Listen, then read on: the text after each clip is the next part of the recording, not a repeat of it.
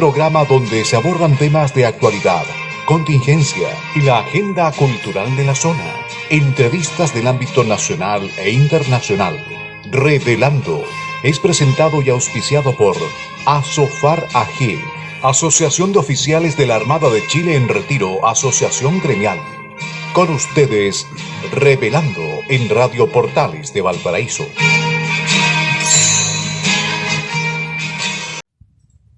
Muy buenas tardes, estimados auditores, una vez más en nuestro programa tradicional de los días lunes. Reunidos aquí estamos en Revelando, programa auspiciado por Asofar. Saludamos a Javier Labrín, nuestro acompañante permanente, quien les habla María Eugenia Martínez. Saludamos a Marcos Leblanc, nuestro jefe de videocomunicaciones, y Marcelo Cabezas en el control de la radio. Queremos decirle que nuestro programa lo pueden ver en el www.portalesfmsl, Twitter Revelando FFAA, Instagram Revelando FFAA y Facebook Revelando FFAA. Eso como información por aquellos que no están al día o quisieran ver alguna información un par de veces. Javier, tengas muy buenas tardes en este último programa del año, en que tenemos la suerte de estar juntos y comentarle a nuestros auditores lo que ha sido el año. Muchas gracias por la invitación siempre, María Eugenia. También agradecer, por supuesto, al gentil auspicio de Asofar AG, nuestro patrocinador, Asociación de Oficiales de la Armada en Retiro, Asociación Gremial, y por supuesto también un fuerte saludo y abrazo a todos nuestros radioescuchas, a nuestra fiel sintonía los días lunes, que por supuesto nos acompañan durante todo el año, y por lo tanto agradecer profundamente su preferencia, su interacción. Muchos de ellos también nos enviaban WhatsApp, sin olvidar eso. Por lo tanto, aquí hay un programa que recoge la participación de los radioescuchas también, así que agradecer la sintonía y la fiel compañía que hemos tenido durante todo este año a la gente de la región de Valparaíso, también de Chile entero, y por supuesto a aquellas personas que nos acompañan a través del servicio de streaming en distintas partes del mundo. Sí, muchas gracias por esta introducción, estupendo. Javier, esta vez vamos a partir directamente. Hay mucho que comentar en el año, hay mucho que comentar de lo que ha sido nuestro año político, social, económico, regional, y nos interesa hacer un recorrido de lo más importante. Obviamente todos sabemos cuál es lo más importante, pero hagamos algún recuento. ¿Qué te parece a ti, Javier, conversar de algunos de los temas principales de Valparaíso, nuestra provincia, algunos de los temas regionales y algunos de los temas a lo mejor a nivel nacional? Por supuesto que esos son relevantísimos. Sí, lamentablemente creo que este año 2019 fue bastante convulsionado, incluso antes del 18 de octubre. Si tú me preguntas, bueno, por mi definición y por la fundación en la cual trabajo, Fundación Libertad, que es una fundación, un centro de formación para jóvenes y que tiene un espíritu hacia el servicio público y la política, por lo tanto nuestro área de acción está definido en ese aspecto. Entonces, sin duda, los lugares más importantes o los cuales a mí se me vienen traigo a colación de forma inmediata tienen que ver con el ámbito de la política. Dentro de ello tenemos que reconocer que este año para la política fue bastante complicado en nuestro país. ¿Por qué? Porque siento que hubo un clima de beligerancia, de violencia y de funa, ahora usando los términos actuales y un poco más modernos o coloquiales. Porque recordemos que desde muy temprano este año se ha caracterizado la política nacional por contar con un ambiente o un clima de hostilidad. Yo diría de antipolítica. Podemos definirlo como antipolítica, claro. Porque no es política en sí, la política yo creo que tiene otros fines a través de otros medios. Claro, o sea, la política en el sentido más noble es una ciencia arquitectónica que trata de organizar a la comunidad política, a la polis, y también por lo tanto es un arte para gobernar, para llegar a acuerdos en definitiva, y nosotros este año no hemos tenido ese arte. Hemos visto gente que ha tratado de dar algunas pinceladas, pero han terminado con obras horrendas. Y eso, por ejemplo, lo vimos reflejado en la acusación constitucional en contra de la ministra de Educación. luego en la acusación constitucional en contra del ministro Chadwick. Y ahora ya estamos hablando de 3 nuevas acusaciones constitucionales.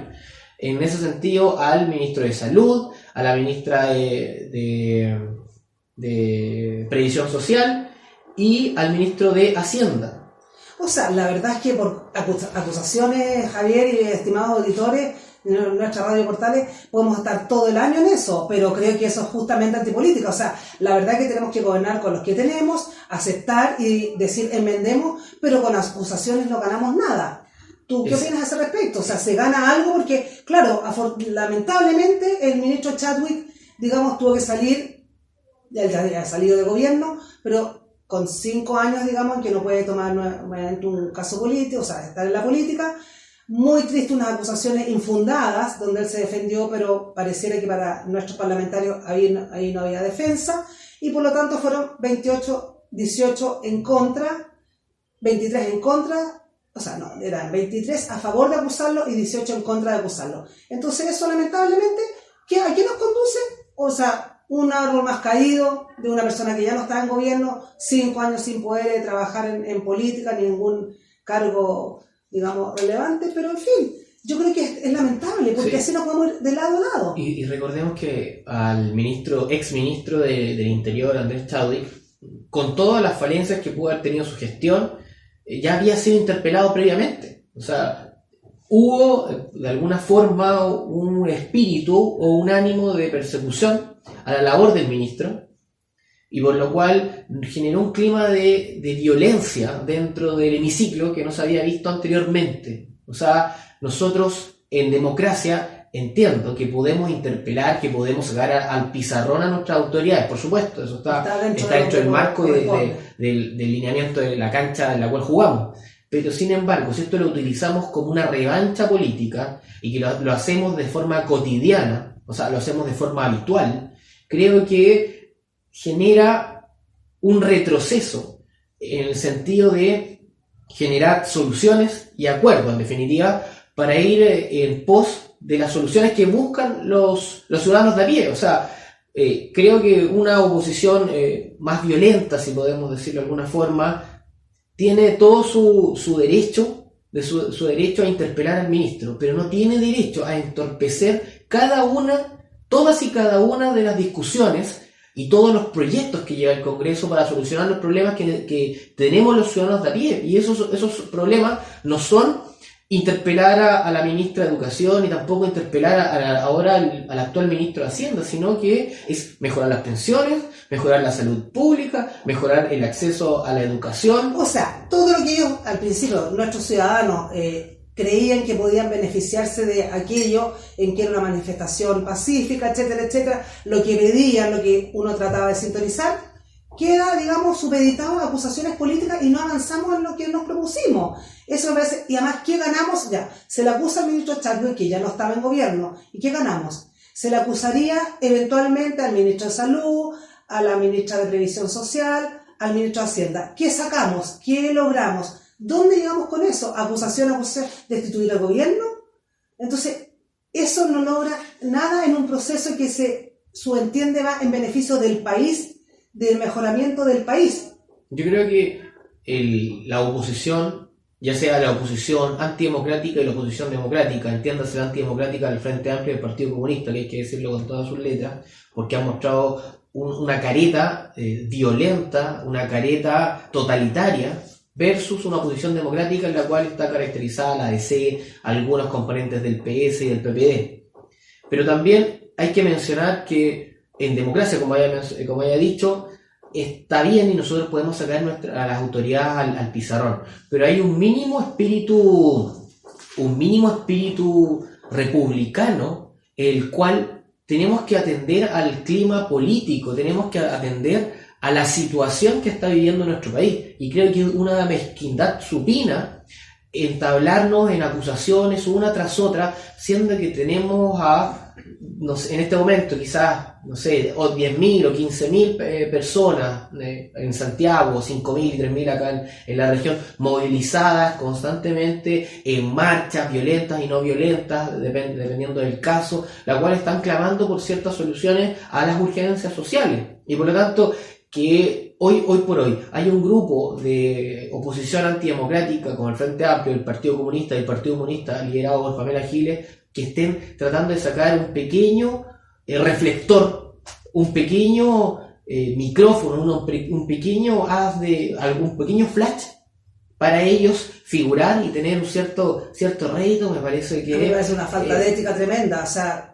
falta de deber político, de deber ciudadano, de deber republicano y falta de ética total. A mí me parece, aquí sacando un poco la esfera más exigente, si uno lo quiere llamar, creo que en las próximas elecciones nosotros tenemos que votar con extrema cautela, moderación y recordando los episodios que hemos visto este año, episodios que fueron protagonizados por Camila Vallejos o por Florcita Motuda o por Pamela Giles o por el diputado Gabriel Boric, en el cual Pamela Giles ingresa al hemiciclo encabezada. Florcita Motuda se dedica a cantar en sus intervenciones y Gabriel Boric logra infiltrar a 10 personas sin acreditación pasando por bajo el torniquete de la portería en el Congreso, los cuales posteriormente irrumpen en el hemiciclo generando desorden, violencia y en definitiva interrumpiendo la discusión y generando, como había mencionado, un clima de violencia. Nosotros tenemos que tener muy claro, moderando todas nuestras pasiones, moderando toda nuestro ímpetu, que la política y la gente que transita en la política, y entiéndase los parlamentarios, los personeros del Poder Ejecutivo, tienen que desarrollar su labor y esta labor tiene que ser de forma moderada, prudente. Pero ¿es eso lo que un ciudadano que ha votado por la señora Pamela Giles o que ha votado por Flor Motuda, que dice no tengo idea, no sé leer prácticamente? ¿Es eso lo que un ciudadano espera de un diputado, de un senador, de alguien que esté en el Congreso? Yo en lo personal no. Y si en algún minuto me equivoqué y voté por esa persona, digo, nunca más por alguien que pueda hacer esta escena, porque eso me parece totalmente improcedente en un Estado de Derecho, en un país que ha sido libre y democrático, que ha elegido a su autoridad democráticamente. Entonces, tal como dices tú, mucha prudencia, mucha cautela y ver bien por quién vamos a votar en las próximas elecciones. Sí. Me parece de toda lógica. Y aquí también puede ser que no suene abanderado con un sector político. Creo que hay que tener una moderación y prudencia al votar, independiente de la postura e ideología que tengamos. Porque sin duda, votar, no es, si bien puede ser un trámite algo engorroso, que también es bastante simple, porque lo único que tengo que hacer es hacer una rayita, creo que para las próximas elecciones y en virtud de los últimos acontecimientos del escenario político que vivimos y de las escenas y los bochornos que nos regalaron los parlamentarios este año, creo que tenemos que tener mucha más reflexión al momento de votar. Mucha más la reflexión y lectura de vida de cualquiera sea el lado, para decir yo por esto voy a votar porque siento que esto es lo que me representa. Pero este nivel de degradación del debate político, del debate social, me parece dramático en todos sus aspectos.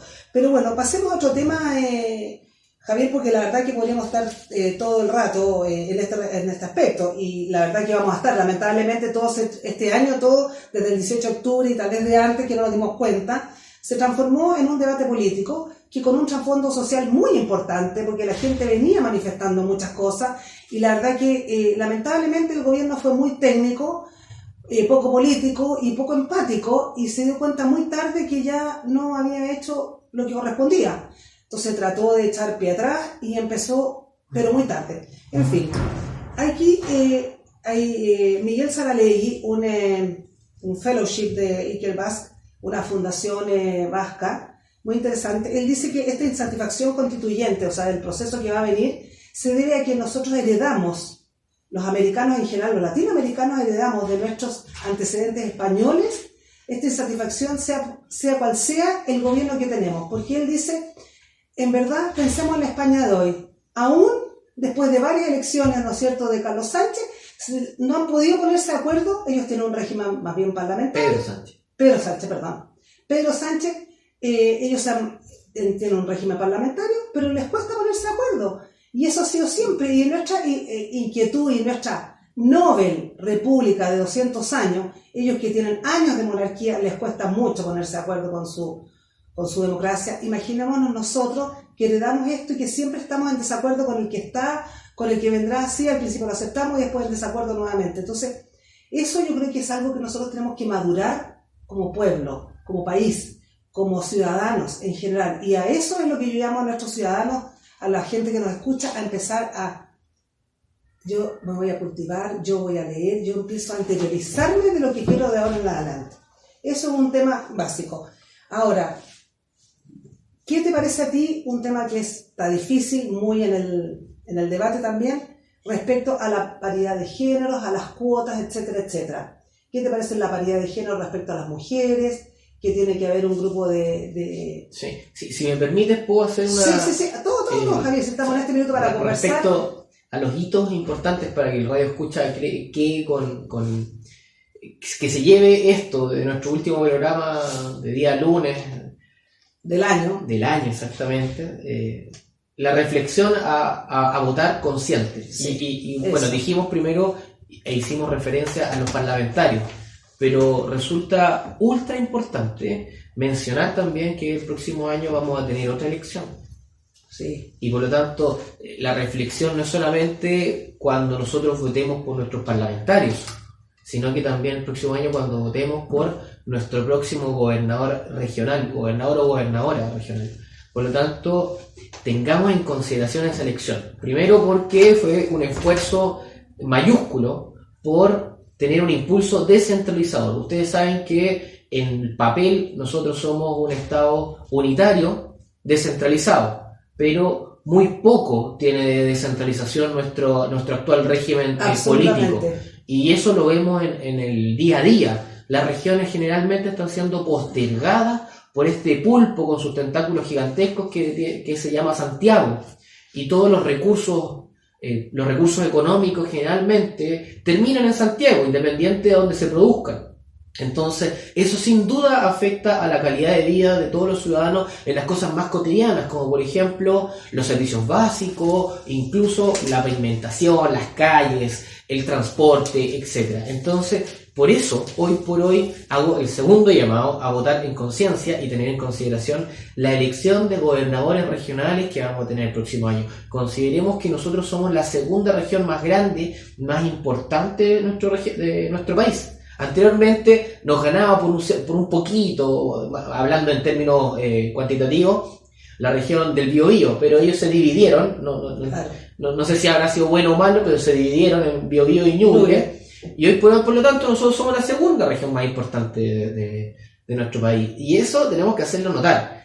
Y una autoridad democráticamente electa va a ser nuestro representante que va a pujar, que va a presionar al Ejecutivo y a los legisladores para que tengamos la solución más cotidiana a nuestros problemas, o sea, hablando de servicios básicos, hablando de salud, de transporte, etc. Entonces, el llamado también es que tengamos en consideración esa elección. Por favor, que no pase inadvertida, que no pensemos que es una elección más o que es un simple cargo político adicional. No. Creo que es un gran avance. Falta mucho para que esto sea una descentralización efectiva, pero que tengamos un gobernador democráticamente electo ya es una señal en el camino correcto para que las regiones tengan una voz un poco más fuerte ante el Leviatán Santiago. Claro. Y si pensamos justamente en todas estas acusaciones constitucionales y en todo lo que viene para adelante, los políticos han estado abocados en eso,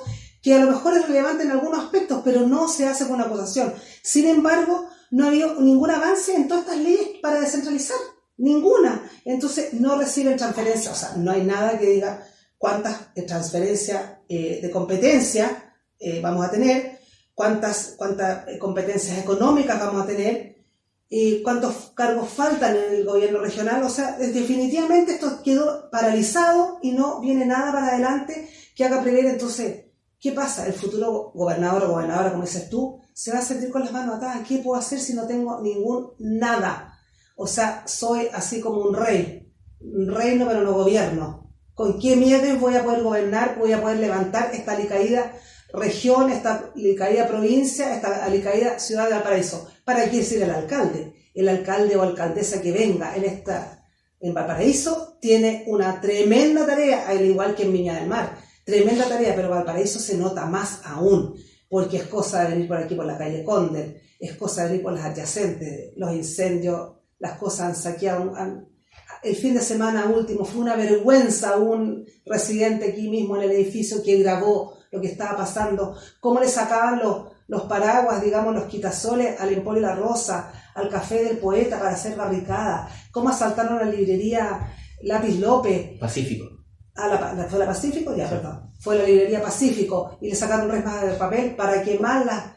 Entonces, la verdad, es una vergüenza. O sea, ¿de qué civilización, de qué civilidad estamos hablando? Así es como se logra lo que queremos, así es como se logra mejorar nuestra calidad de vida en salud, en educación, en asistencia. No es así. Sí. Es dramático. Entonces, la verdad es que ese próximo gobernador o alcalde o alcaldesa que venga tiene una tarea gigantesca, dramática, y no sabemos ni siquiera por qué medio, porque esta ciudad va a estar en las ruinas y cual ave fénix tendrá que renacer si es que alguien puede hacer algo por ella. Sí. Bueno, tú mencionaste el proceso constituyente y hiciste mención a lo que sucedió o lo que tenemos como ejemplo en España. A mí me parece súper buen ejemplo, porque España tiene un régimen de monarquía parlamentaria en la cual tiene una característica muy especial respecto a la interacción entre sus partidos políticos. Ellos tienen que llegar a grandes acuerdos para integrar gobierno. Por lo tanto, hace que sí o sí tengan que ponerse de acuerdo en alguna medida. Claro, consensuar es lo que aquí falta. Sí, y haciendo alianzas muy amplias, desde conservadores hasta liberales progresistas, que pueden integrar un gobierno. O de izquierda comunista hasta socialdemócratas, que tienen que llegar a acuerdos por definición, dentro de su paraguas, claro, de su régimen democrático. Y a mí me llama mucho la atención el sistema o la característica que tiene la política actual en España. Creo que lo mencioné en un programa anterior, pero a mí me da gusto, con todos los defectos que tiene, que, por ejemplo, el Pedro Sánchez, que es el actual mandatario, que es integrante del PSOE, el Partido Socialista Obrero Español, invoque a la Constitución, o sea, tome la Constitución, hable de su Constitución española para realizar o efectuar su mandato. Y por otro lado, tenemos a gente de Vox o del Partido Popular, que son dos partidos de derecha, de diferentes derechas, pero de derecha, invoquen también a la Constitución para oponerse a lo que realiza Pedro Sánchez. ¿Qué quiero decir con esto? Es que vemos que los dos polos convergen a la Constitución. Tienen como matriz a la Constitución, la invocan, la usan y se refieren a ella como un instrumento legítimo. Entonces, eso por lo menos en la política creo que es una buena señal. Es una señal que por lo menos en nuestro Chile republicano no hemos tenido. O sea, nosotros llevamos por lo menos, desde la vigencia de la Constitución desde el 80, con todas sus reformas, hemos visto que una oposición determinada, liderada por el Partido Comunista y algunas esferas del Partido Socialista, han mermado la imagen de la Constitución, la han tratado de ilegítima, de origen, de ejercicio, por todos los medios disponibles. ¿Tendrán buenas razones o no? Eso es otra discusión. Pero a mí me parece súper relevante que dos bloques diferentes entiendan que el pacto social o el texto constitucional tiene que ser una carta que nos una a todos como ciudadanos. Y no nos divida. Y que no nos divida. Siento que en ese espíritu, o ese fue el ímpetu o la idea que tuvo Ricardo Lagos en 2005, cuando reformó la Constitución y cuando la firmó él. Para todos los radioescuchas que no han leído la Constitución, los invito a que lo hagan. Y si ustedes desean, pueden ir a la última página de la Constitución, van a ver que aparece la firma de Ricardo Lagos y no la de Augusto Pinochet Ugarte. Y firmada por Francisco Vidal. Y también por el ex vocero Francisco Vidal. Y entonces, bueno, esas cosas hay que tenerlas en consideración. Y yo creo que Lagos tuvo ese espíritu. Ese espíritu de estadista. Claro. De unir ambos lados, que fuera referente para ambas fuerzas, digamos, opositoras o oficialistas en ese minuto. O sea, que la Constitución al final fuese un instrumento que representa al espíritu del chileno, a la casa común, al camino que queremos transitar, y que fuese algo que nos una, en definitiva, o que nos entregue un proyecto en común. Lamentablemente, por distintos motivos, creo que eso no llegó a buen puerto. No llegó a buen puerto y hoy tenemos... O sea, yo creo que yo creo que el espíritu de como dices tú era muy, muy bueno, pero no se interpretó correctamente. Y yo creo que eso fue lo que faltó. Por eso nosotros decimos, o sea, invoquemos a nuestros ciudadanos a que se informen, a que tomen conciencia informados, no porque alguien venga y le ofrezca algo, no porque hay que marchar a favor o en contra de algo. Tomemos conciencia. Entonces, ahora todos saben que el proceso que estamos viviendo, el momento... y todo esto partió de una forma muy diferente. Recordemos que las primeras manifestaciones eran por el alza del metro, luego se sumó quizás la salud, la educación, las pensiones, demandas extremadamente legítimas. Totalmente. Y por a ese motivo, o por la viveza de algún grupo en particular, ahora estamos hablando de Constitución. Y todo gira en torno a la Constitución. Y aquí también hay que hacer el mea culpa. Es cierto que un sector, la centro derecha, o la derecha en definitiva, no fue capaz de defender el texto constitucional porque no vio el problema en definitiva, porque creía que no existía el problema. Exactamente, por eso te digo, yo creo que fue un gobierno, un oficialismo muy técnico y le faltó política, le faltó calle, le faltó gente, le faltó empatizar.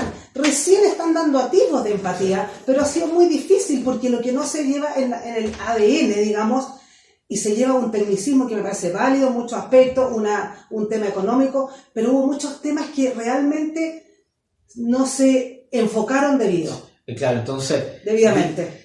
Vimos este estallido y que probablemente se pudo haber abordado de otra forma. Aquí tampoco quiero pontificar porque es súper fácil ser aquí capitán después de la batalla. Entonces, pero de forma muy, muy modesta. Esto se pudo haber abordado de una forma menos represiva. Recordemos que las primeras expresiones fueron simplemente de seguridad o de orden público y no se hizo cargo de las demandas sociales legítimas, porque por ahí el alza del metro, si bien estuvo a cargo de un órgano técnico, un órgano técnico también tiene un aspecto político y afrontar ese tipo de problemáticas tenía que ser traducido a la ciudadanía de forma política más no técnica. Ya, dejemos hasta aquí, vamos a una pausa musical. Está perfecto, Javier, lo que estás hablando hoy día. Siempre está perfecto lo que hablamos. En Radio Portales de Valparaíso estamos presentando Revelando.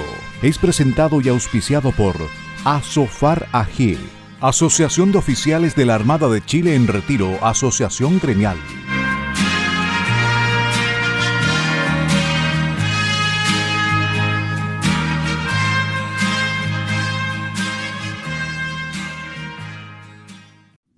Volvemos con nuestro programa reunidos aquí en nuestro programa Revelando, auspiciado por Asofar, Asociación Gremial Oficiales de la Armada en Retiro.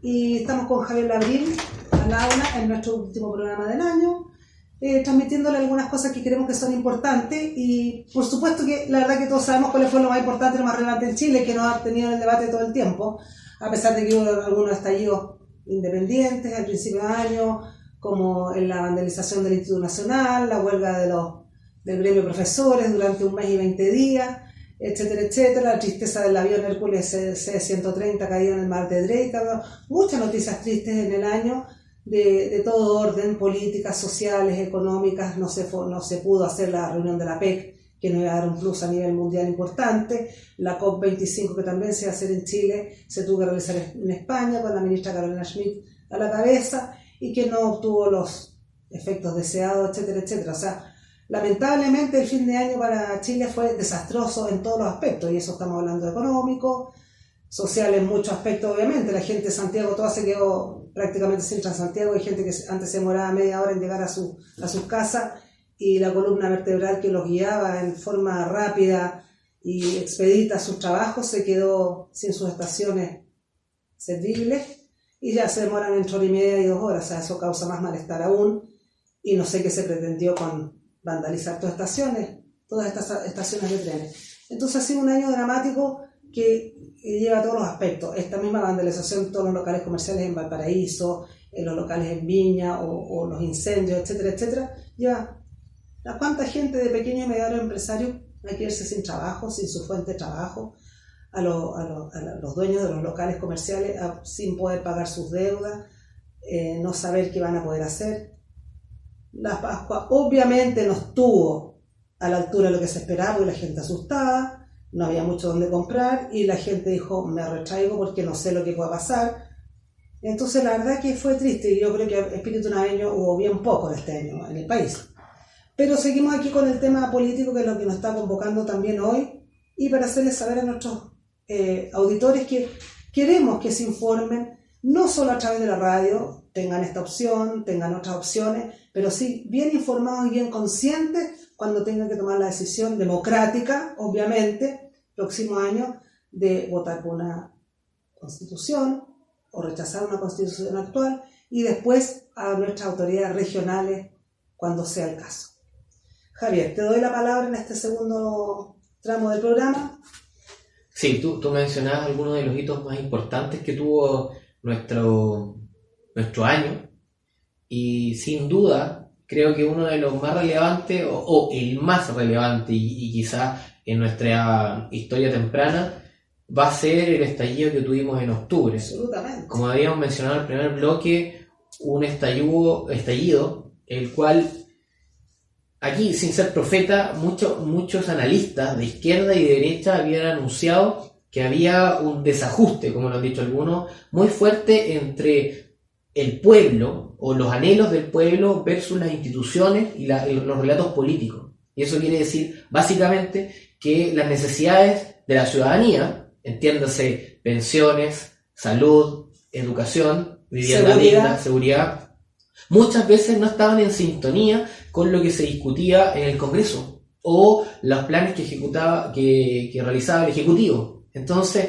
eso fue algo que se vino decantando desde hace mucho tiempo. La primera expresión quizás la pudimos haber tenido en el 2011, donde hubo un gran estallido social también, que tuvo una conducción distinta, por supuesto, y otro desenlace, pero que ya daba atisbo de un desajuste o de una incapacidad de solucionar de forma normal a través de la política, la política ordinaria. Esto me refiero a ordinaria en el sentido habitual. Correcto, claro. Entonces, esto se refería a que al final los movimientos sociales y en definitiva el pueblo organizado tenía que pujar fuertemente para que los parlamentarios y también los políticos en general hicieran eco de las demandas. Ahora, para mí, Javier, aquí también hay dos aristas, porque lamentablemente en Chile no tenemos la cultura, ni la civilidad, ni el urbanismo de poder hacer una protesta pacífica. Todos sabemos que las protestas en Chile nunca terminan en forma pacífica. Lamentablemente hay un grupúsculo que se termina apoderando de esto, y todo lo que pareciera con miles de personas en la calle en forma pacífica, pidiendo derechos por esto, o pidiendo, digamos, que se mejoren ciertas cosas a nivel social, a nivel seguridad, etc. Hay un grupo que se los toma y vandaliza todo. El grupo que no tiene ni idea si eso está políticamente correcto o no, ellos vandalizan donde se encuentran. O sea, primer ejemplo, Plaza Baquedano en Santiago, que es una vergüenza y nos deja muy mal frente al continente. Pero ahí detrás de eso hay mucho, mucho más. Hay un problema moral, familiar, social, que no se ha solucionado, educacional, que en Chile no se ha solucionado, que no se ha avanzado, porque podemos haber avanzado en lo económico, podemos haber avanzado en lo técnico, etc. Pero no hemos avanzado en lo más importante, educación y familia, y eso quedó muy atrás lamentablemente, y eso es lo que lleva a estos grupos de narcos, anarcos, grupos sociales, el grupo lumpen, partidos políticos, digamos, fuera de la ley, que quieren tomarse las cosas de otra forma. ¿Qué opinas tú a ese respecto, Javier? Claro, respecto al proceso en sí, como ya hemos mencionado, había nativos donde nos daban señales de que podía ocurrir. No sabíamos cuándo iba a ocurrir esto. Sí. No, eso sí, era imposible preverlo. Pero sin duda habían motivos para pensar que tarde o temprano iba a haber un estallido. Y eso ya lo estaba anunciando Gonzalo Vial antes de fallecer en 2007. O sea, él falleció en el 2011, si no me equivoco. Sí. El 2007, ahora hace muy poco estaba leyendo una entrevista de él en Revista Capital, la cual la recomiendo. Ustedes pueden googlear entrevista a Gonzalo Vial, probablemente sea el primer link. Y él precisamente, le preguntaban si creía que Chile había progresado.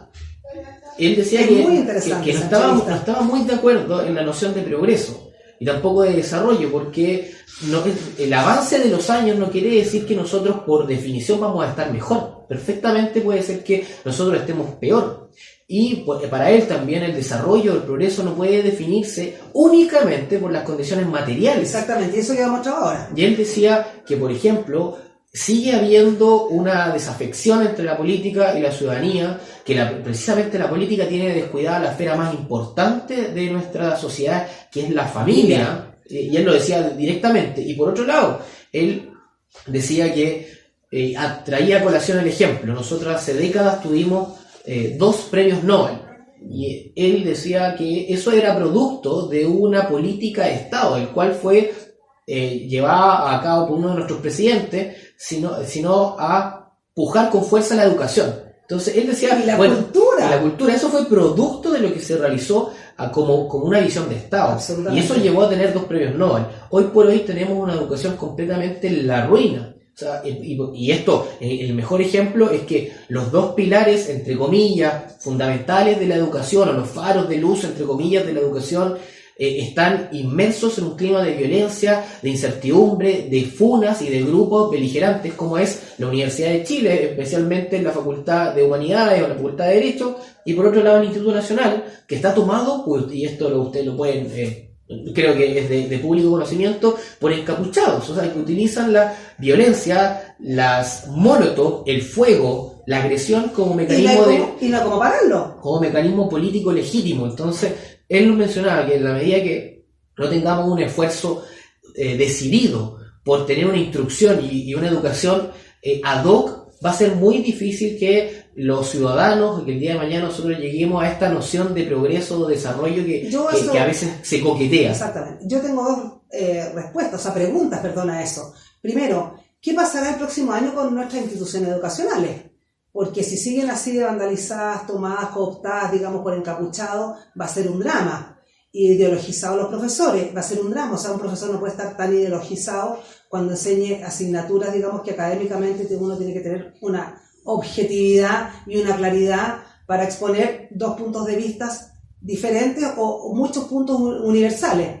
Eso por una parte. Y segundo, ¿qué ha hecho el Congreso en este último tiempo por mejorar lo que se sabe que de antemano es la causa inicial de muchas de estas cosas? O sea, estamos viendo el resultado pero la causa inicial es justamente la falencia que ha tenido la familia, la disgregación que se le ha dado a la familia, la disgregación que se le ha dado a la educación y la falta de preocupación por mejorar la cultura de nuestro país. O sea, vamos de mal en peor. Entonces, ¿qué crees tú a ese respecto? O sea, porque en vez de estar discutiendo si acusamos constitucionalmente a fulano o fulana, cualesquiera sea su tendencia, la verdad que me parece educación, cultura, familia fundamental, porque esa es la base de nuestro estallido social, además de las problemáticas que la gente planteó. O sea, a la verdad escuchas, invito a buscar esa entrevista porque es realmente profética. Con las 2 cosas que tú mencionas, creo que están en el meollo de la explosión o del estallido que vivimos en octubre. Primero, porque hay un desajuste, una desafección o un desmoronamiento de la institución de la familia en nuestro país. Y esto es por la falta de la figura paterna, ya que la mayoría de nuestras familias son monoparentales, porque vemos a una mujer esforzada tratando de sacar adelante a 1 o 2 hijos con un padre ausente. Por otro lado, tenemos también la falta de apoyos estatales precisamente a esas familias, Y por otro lado, y dentro de un círculo vicioso, esta esfera de escasez de oportunidades desemboca en una mala educación, en una educación no óptima, o quizás, no quiero decir paupérrima para no ser tan pesimista, pero en la cual al final no permite desarrollar a todas las potencialidades que tiene el ser humano. Y por otro lado, como decía, vemos este desajuste con la familia, vemos esa falta de comunidad que tenemos, que se ve traducida en estos grupos anárquicos, el grupo violento, el grupo que al final, si nosotros hacemos una pequeña visión respecto a lo que ha sucedido en las manifestaciones, en el día a día, y tratamos de desmenuzar, por ejemplo, a la primera línea, ¿eso qué es? La primera línea es una manada en la cual está integrada por jóvenes que quieren sentirse parte de. Y eso viene precisamente de la falta de comunidad, y la falta de comunidad viene de la falta de una familia robusta. Entonces, absolutamente. Y por otro lado, lamentablemente es así. Vemos que los jóvenes o adultos, no sé, que cree legítimo vandalizar, romper, agredir, violentar, es precisamente por una falta primero de oportunidades, claramente, y segundo de reflexión. Y ahí vemos de nuevo la falta de instrucción, y la instrucción que no está dando el Estado a través de una educación pública de calidad. Pero claro, pero tú mencionas una palabra clave: instrucción académica. A lo mejor puede haber académica, pero no humanista. Hay una falta de formación que se ha generalizado en los colegios y se ha sacado de todo el ámbito educativo lo que es la espiritualidad, lo que es el humanismo, lo que es la filosofía, lo que es la reflexión, lo que es la religión, cualesquiera sea la tendencia. Entonces eso queda fuera. ¿En beneficio de qué? De asignaturas que cognitivamente y académicamente te llevan a ser a lo mejor en matemáticas, mejor en los idiomas extranjeros, mejor en la computación, mejor, etcétera. Pero hasta la historia se ha ido sacando. Entonces eso finalmente uno lo ve en la cantidad de horas reflejadas, pero no, es más allá de eso. Es que la educación nos tiene que equiparar el humanismo con lo científico, la fe y la razón, como se dice en el ámbito espiritual religioso. Tenemos que tener mucha fe de cosas que podemos reflexionar, pensar. Nos falta filosofía, nos falta debate de profundidad. No debate si 1 más 1 es 2, o si el mejor idioma es aquel o este otro.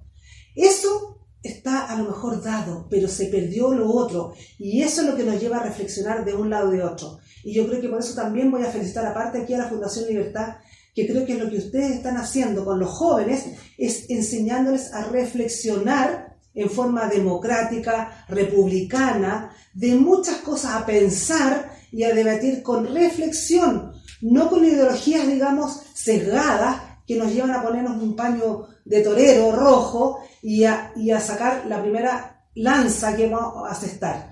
Eso me parece muy interesante. Así es, tú mencionabas una falta de cultivo del espíritu. Absolutamente. Y por defecto nuestro sistema incentiva a este desarrollo, por decir de alguna forma, exacto del intelecto, o sea, matemática, ciencia, pero por otro lado, precisamente la empatía, el cariño o el amor, por decirlo de una forma más romántica, sí, así es, deviene de forma natural en las artes, en la música, en la armonía de la belleza. Entonces, ese tipo de cosas, si no está siendo cultivada en el espíritu de nuestros jóvenes, el día de mañana vamos a tener robots o vamos a tener gente que tiene ese desajuste con la reflexión, como lo estamos viendo hoy por hoy en las manifestaciones, porque nadie que tenga mínima lógica va a creer que su lucha, o que luchar por la justicia social, por una mejor pensión o por un mejor transporte, pasa por quemar precisamente el metro, o pasa por robar en una librería, porque el saqueo es precisamente un robo. Yo aquí voy a hacer mención a una palabra muy importante que tú dices, el amor en forma romántica. Yo creo que el amor va también amor a las instituciones, amor a la autoridad en forma de respeto, amor, digamos, a quienes están en la familia. Hay un amor que es mucho, que tú tienes razón, es una cosa romántica en un principio, pero es una cosa mucho más transversal. Amor a nuestras calles, amor al transeúnte que va a pasar, amor al derecho de la persona que no quiere protestar, que quiere entrar a una tienda o una farmacia que está saqueada, amor a lo que ha hecho el país con mucho esfuerzo, sacrificio, y a lo mejor para tratar de entregar, digamos, los mejores beneficios de seguridad, de tranquilidad económica. Muy bien, falta, eso nos ha educado, el amor en todo ámbito, el amor a la belleza. Cada vez, digamos, hay amor a la antibelleza, hay cada vez más amor a la antibelleza, a la desarmonía, porque aquí no hay armonía de nada. Entonces eso es una falta de educación profunda, es una automatización que no nos va a llevar a nada bueno. Sí. Te concedo toda la razón en lo que has dicho, Y Javier. ahora tú, tomando la palabra respecto al amor, a la belleza o A la armonía. a la armonía, hace un par de días transitaba por la plaza de Sucre, de Viña del Mar, la cual es completamente diferente. No recibió los embates de la Plaza Baquedano, gracias a Dios, pero es completamente diferente a la concepción que teníamos por lo menos hace 3 meses atrás. Uno ve la degradación en el centro de Viña del Mar, para qué decir Valparaíso, y eso también tiene un impacto en la ciudadanía, y nosotros en este momento a lo mejor no estamos calculando eso, pero yo hago aquí la reflexión, puedo tener razón o no, y lo podemos compartir con los radioescuchas.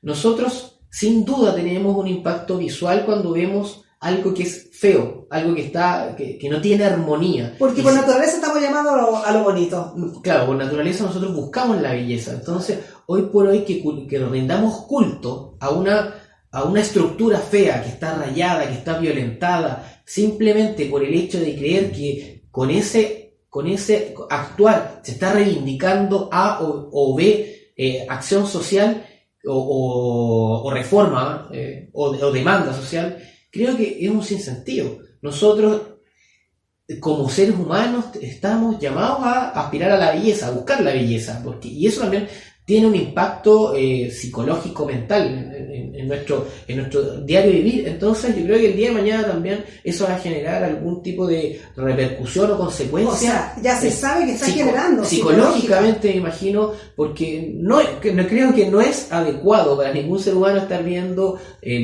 las barricadas, los rayados con epítetos denigrantes, groseros de todo tipo, durante todo el centro de Viña del Mar. Y por otro lado, aquí hago mención a la destrucción del ámbito público, porque nosotros vivimos en una sociedad en la cual todos dependemos de todo, es una polis, por lo tanto cada uno aporta un granito de arena a la construcción de esta gran ciudad o de esta nación.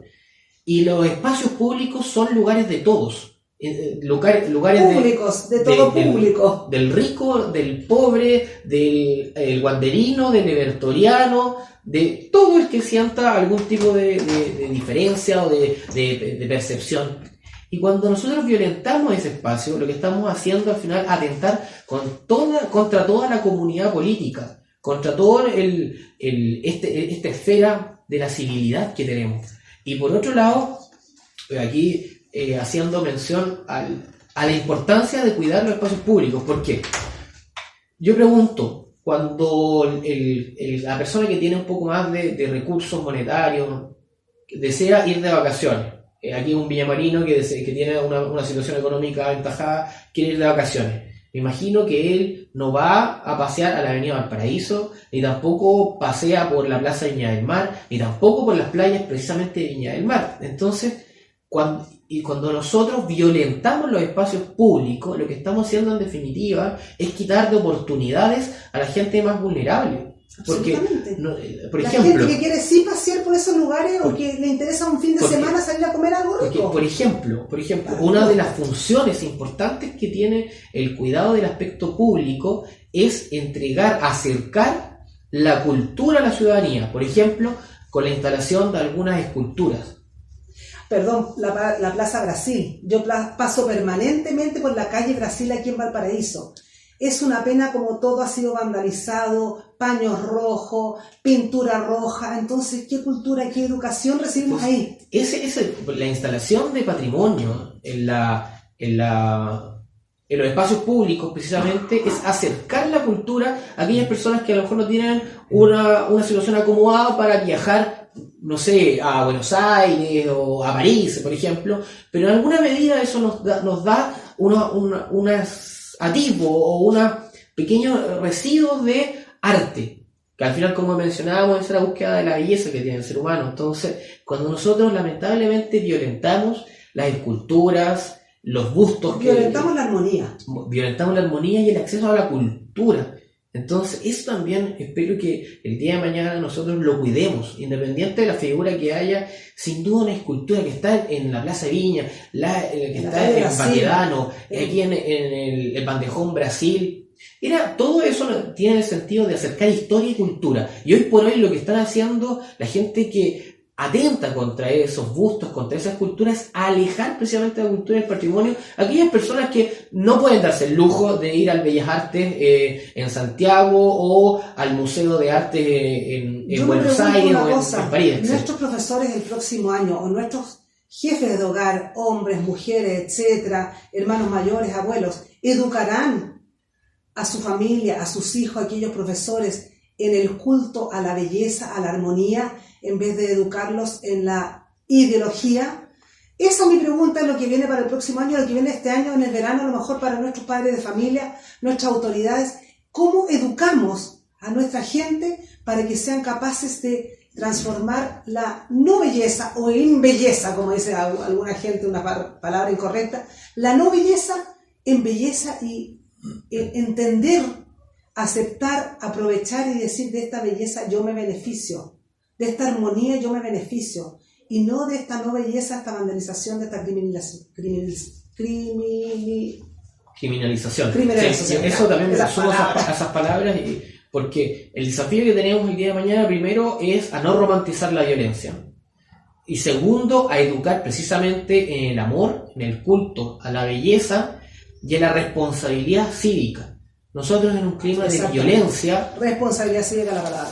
En un clima de violencia nosotros no vamos a poder avanzar en ningún sentido. Si nosotros queremos promover un Estado socialista, en una forma de violencia, no se puede avanzar para allá. Si queremos avanzar en una visión más capitalista, tampoco. Ya sea con la postura que tenga cada uno, neoliberal, republicano, no republicano, etc. Comunista, no se puede avanzar ni progresar en un país que tiene, primero, un culto a la fealdad y a la violencia. Tenemos que tener este ímpetu, este espíritu por la armonía, por la belleza, por la tolerancia y la responsabilidad cívica. Absolutamente, Javier, yo estoy muy de acuerdo contigo. Espero que nuestros auditores hayan quedado un poquito más alertados hoy día de la función que tienen ellos como auditores y futuros, digamos, electores de lo que viene un año muy difícil para Chile, por el proceso constituyente, por lo que viene después finalmente a fin de año en las elecciones de gobernadores regionales, de las autoridades, etcétera, para el año 2021.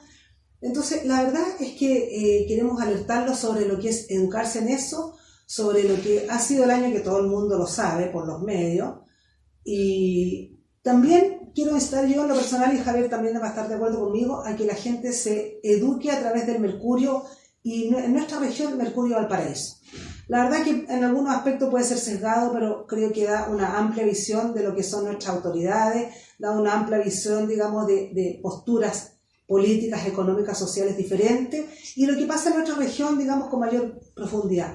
Y también alertar a nuestros auditores en que aquí no solo se trata de mejoras de demandas sociales, económicas, sino que empezar a entender lo que es verdadera educación, verdadera cultura, verdadera armonía y verdadero amor, que es, tal como dice Javier, un amor romántico, pero que lo transversaliza todo.